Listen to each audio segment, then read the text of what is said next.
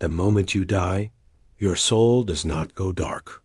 You will be more awake than you have ever been. This truth has been buried under centuries of confusion and silence that the Church of Jesus Christ must address boldly. The question most people carry quietly to every funeral is this: where did they go, and do they know anything? Ecclesiastes chapter 9 verse 5 has long been used to argue that death brings total unconscious darkness and silence forever. It declares the dead know nothing and have no more reward because their memory has been completely forgotten by all. But stopping at that one verse without reading all of Scripture is building your entire theology on one broken wall. The Bible is not a collection of isolated statements. It is one unified and progressive revelation of eternal divine truth.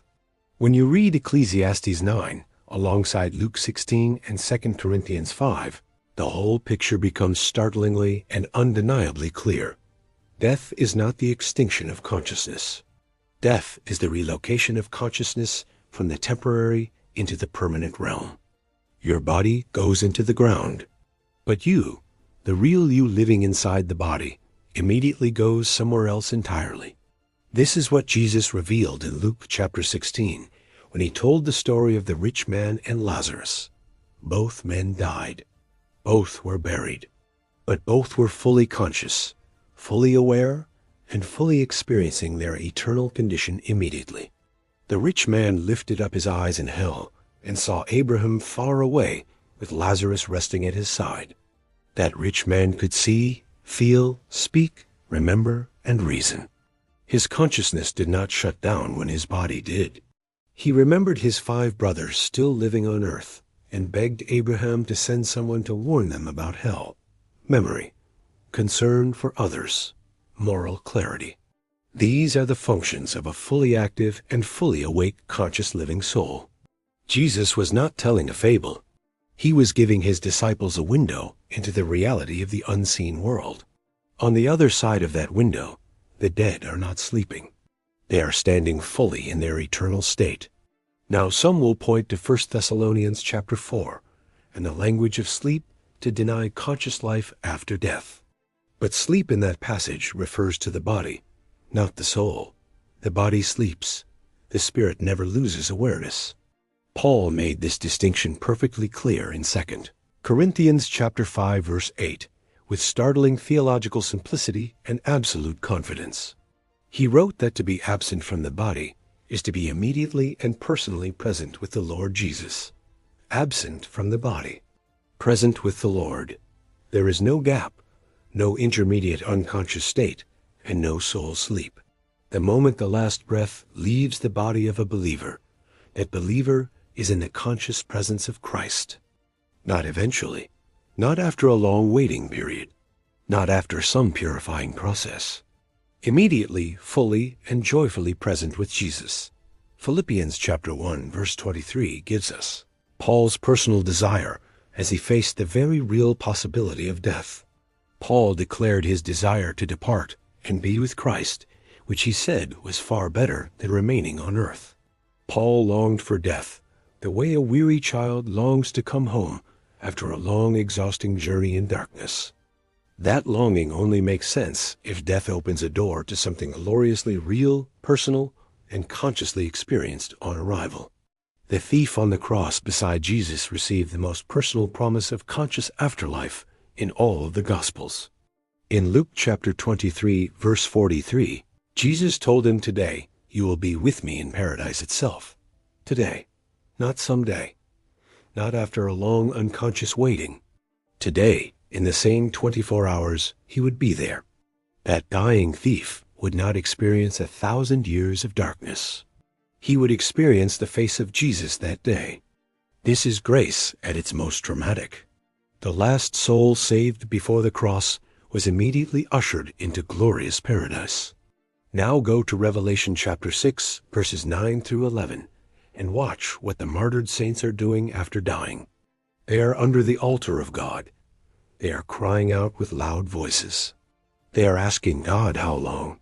These are dead saints. And yet they are speaking. They are feeling. They are praying. They are very much awake. No unconscious soul cries out to God. No sleeping soul asks how long. These souls are consciously alive in eternity. They are also given white robes, which means they are recognized, honored, and treated as distinct and individual conscious persons. God does not give white robes to souls that are absent. He gives them to souls that are fully present. Now return to Ecclesiastes chapter 9 and understand what Solomon was actually addressing in that heavily misunderstood biblical passage today. Solomon was writing from an under-the-sun perspective, describing life and death as observed from a purely earthly view. From Earth's perspective, the dead are gone. Their influence fades.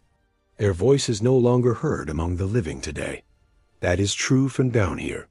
But from heaven's perspective, those same souls are very much alive and fully awake. Ecclesiastes describes the horizon view, and the rest of Scripture pulls back the curtain to reveal what lies beyond it. Beyond the horizon is a world so vivid and so real that this present life will feel like fading shadows. Isaiah chapter 64 verse 4 speaks of things God has prepared that no eye has seen or ear heard. 1 Corinthians chapter 2 verse 9 confirms those unseen things are prepared exclusively for every person who loves God deeply. These prepared things are not abstract concepts. They are a real place where real souls experience God's real glorious presence. The word place in John 14 is not symbolic. It is a real location for real and conscious departed souls. Heaven is not a metaphor for inner peace. It is an actual realm where you will live, know, and love. 1 Corinthians chapter 13 verse 12 promises, "We shall know fully, even as we are already fully and completely known. You will recognize the ones you loved and lost. You will not be strangers in a nameless and faceless crowd."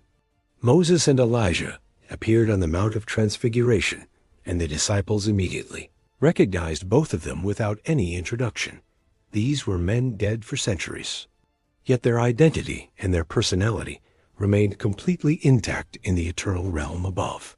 Death does not erase who you are. Death simply removes the temporary shell and leaves the real you fully standing. The shell was never you anyway. You are the person who lived inside that shell and breathed through it daily. Genesis chapter 2 verse 7 says God breathed into man the breath of life, and man became a living soul. That soul is not made of flesh. It is made of God's own breath and will outlast everything that exists. Ecclesiastes chapter 12 verse 7 declares that at death the spirit returns to God who originally gave it to man. The spirit returns. That means the spirit travels. That means the spirit is going somewhere conscious and real at death. You cannot return to someone without awareness. Return implies arrival. Arrival implies consciousness, recognition, and full personal presence before God. This is where the theology of death and the gospel of grace meet in the most personal way imaginable today. If you die outside of Christ, you will be fully conscious, fully aware, and fully experiencing separation from God forever. If you die in Christ, you will be fully conscious, fully alive, and immediately and gloriously home with Jesus forever. This is not mythology. This is not religious comfort. This is the testimony of Jesus himself, sealed in his resurrection. Jesus rose bodily from the grave to prove that death is not the final chapter in the human story ever. 1 Corinthians chapter 15 verse 20 calls Jesus the firstfruits of those who have fallen asleep in death and risen. Firstfruits means more harvest is coming. His resurrection is the guarantee and the down payment on yours and mine forever. 1 Thessalonians chapter 4 verse 16 says the dead in Christ will rise first at the sound of the trumpet. The dead in Christ will rise. You cannot rise from something you are not presently and consciously experiencing as real. Death for the believer is not a wall. It is a door. And Jesus is standing on the other side. Hebrews chapter 12 verse 1 says we are surrounded by a great cloud of witnesses from the eternal realm above. These are witnesses who lived, who fought, who finished their race, and who are now watching us run ours today. They are not absent. They are not oblivious. They are witnesses. And witnesses are conscious, attentive, and fully present always. This ought to change how you face every hard day in your life, every trial, and every moment of grief. Those you have lost in Christ are not gone. They are simply ahead of you in the great ongoing story. And one day you will cross the same threshold they crossed, and you will know fully as you are known. Die in Christ, and you will be more alive than you have ever been in your entire earthly existence forever.